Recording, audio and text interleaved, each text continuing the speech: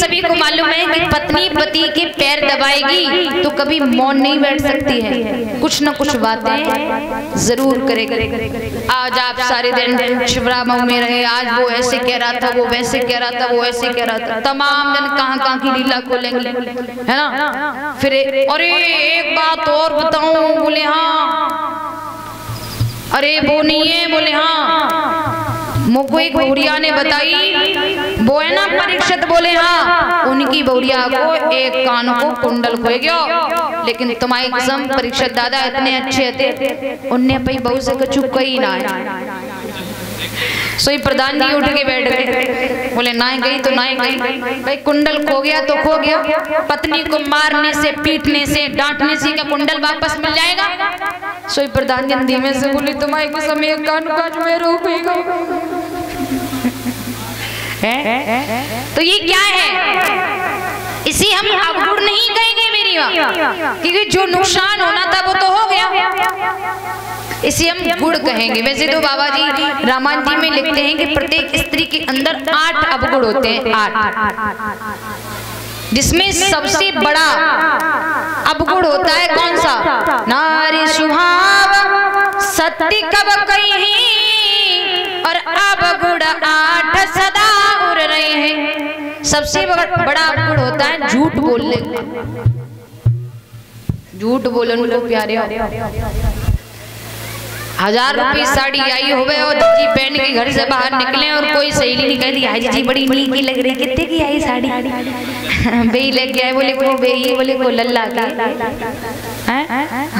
बापा कहे कितने की आई, तुम्हारे को समझे कह रहे थे 2500 रुपया की है। तो बाबा ने सत्य लिखा है कि नारी स्वभाव सत्य कब कहें, अवगुण 8 सदा हो रहे हैं, यानी स्त्री में सबसे बड़ा अवगुण होता है वो होता है झूठ बोलने। अब सती जी बार बार बाबा को बात बुलाना चाह रही हो, बार बार कह रही है बाबा 1 लोटा भंगिया घोटू या 2 लोटा। बाबा हंस के बोले बाजी आज 2 लोटा भंगिया मिलेगी, लेकिन आज भंगिया पीने का मेरा बिल्कुल मूड नहीं है। क्या बोले हाँ, अरे भैया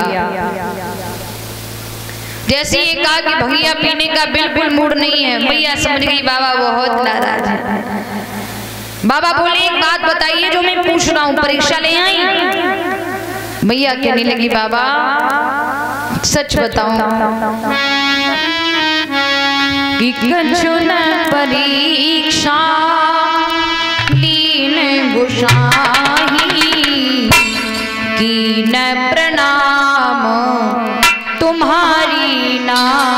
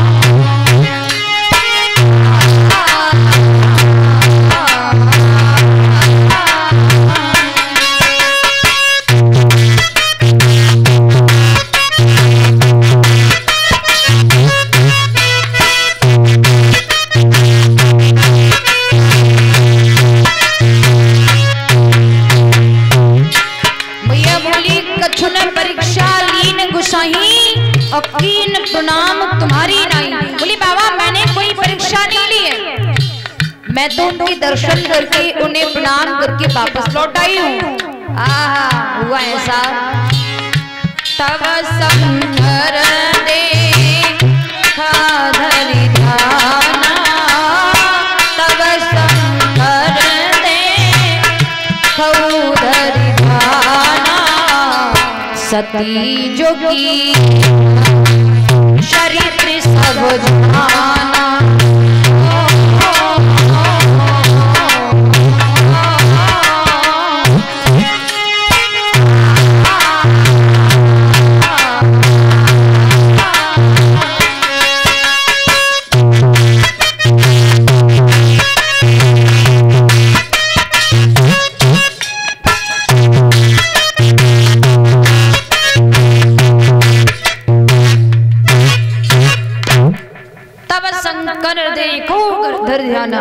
तब भोले बाबा ने ध्यान धर के देखा, समझ गए सती हमसे झूठ बोल रही है।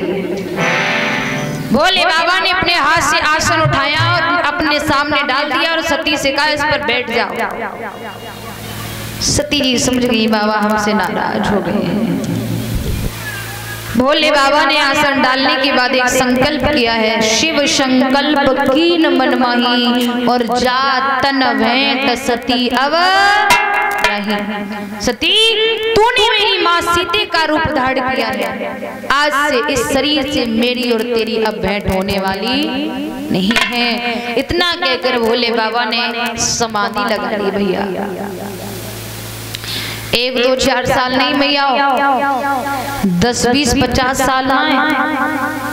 भोले बाबा ने बड़ी लंबी समाधि लगाई। कितने साल? 87,000 साल तक। और 87,000 साल तक मैया ने भी बाबा की प्रतीक्षा की। आजकल की सती जी हो तो घर में ने खटपट रह जाए तो बाली बच्चा पहले गिनती माई के बागन के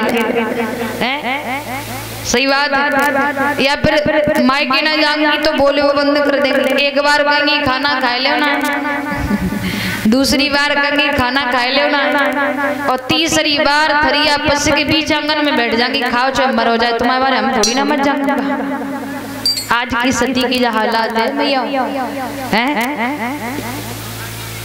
मैया का रो रो कर हाल बेहाल है। भोले बाबा की समाधि खुलवाने की कोशिश कर रही हैं, लेकिन बाबा समाधि नहीं खोल रहे हैं। क्या हालात है?